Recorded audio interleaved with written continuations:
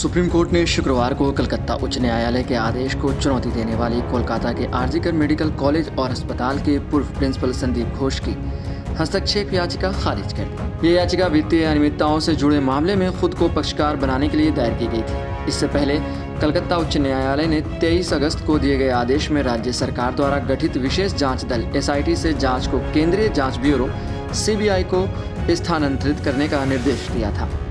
मुख्य न्यायाधीश DY चंद्रचूड़, न्यायमूर्ति JB पारदीवाला और न्यायमूर्ति मनोज मिश्रा की पीठ ने स्पष्ट किया कि घोष को आरोपी के रूप में जनहित याचिका में हस्तक्षेप करने का कोई अधिकार नहीं है, क्योंकि उच्च न्यायालय स्वयं इस जांच की निगरानी कर रहा है। पीठ ने कहा, एक आरोपी के रूप में आपको इस जनहित याचिका में हस्तक्षेप करने का कोई अधिकार नहीं है, जहां कलकत्ता उच्च न्यायालय जांच की निगरानी कर रहा है। पिछले कुछ महीने में पश्चिम बंगाल के आरजीकर मेडिकल कॉलेज और अस्पताल में कई विवादास्पद घटनाएं सामने आईं। जुलाई में अस्पताल के एक प्रशिक्षु डॉक्टर के साथ कथित बलात्कार और हत्या ने पूरे देश को हिला दिया था। इस घटना ने व्यापक स्तर पर विरोध प्रदर्शन भड़काए, जिनमें दोषियों की तत्काल गिरफ्तारी की मांग की गई।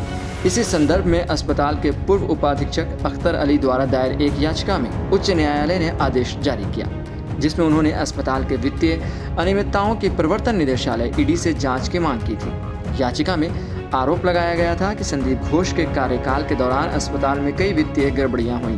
23 अगस्त को जारी उच्च न्यायालय के आदेश के अनुसार इन कथित वित्तीय अनियमितताओं की जांच को अब CBI को सौंप दिया गया है। याचिकाकर्ता ने दावा किया कि अस्पताल में सार्वजनिक धन के दुरुपयोग और अन्य भ्रष्टाचार से जुड़े गंभीर आरोपों को गंभीरता से लिया जाना चाहिए। इसके अलावा याचिकाकर्ता ने यह भी आरोप लगाया था कि राज्य सरकार की SIT ने मामले में निष्पक्ष और पारदर्शी जांच नहीं की है, जिसके कारण यह मामला अब CBI के हाथों में सौंपा गया है। संदीप घोष ने इस पूरे मामले में खुद को पक्षकार बनाए जाने की मांग की थी, यह कहते हुए कि उन्हें भी अपना पक्ष रखने का अवसर मिलना चाहिए।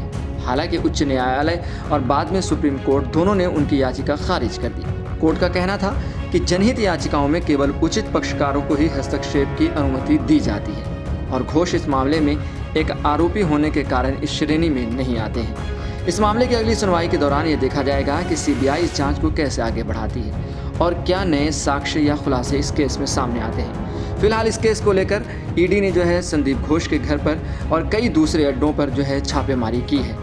फिलहाल ये छापेमारी का सिलसिला जारी है। अभी भी देश में लोगों को गुस्सा है। लोग जल्द से जल्द इस केस से जुड़े हुए जो मामले हैं उसके रिजल्ट का इंतज़ार कर रहे हैं। अभी भी पूरे देश में कैंडल मार्च निकाले जा रहे हैं। लोग बस उम्मीद कर रहे हैं कि फैसला जो भी हो उस डॉक्टर के हक़ में हो। इंतज़ार करें उस वक्त का कि आखिर क्या फ़ैसला होता है। अभी फ़िलहाल इस मामले की तफ्तीश जारी है और इंतज़ार है तो सिर्फ एक सही रिज़ल्ट का। बाकी ऐसे ही खबरों के लिए देखते रहें आप सहारा समय का समय डिजिटल।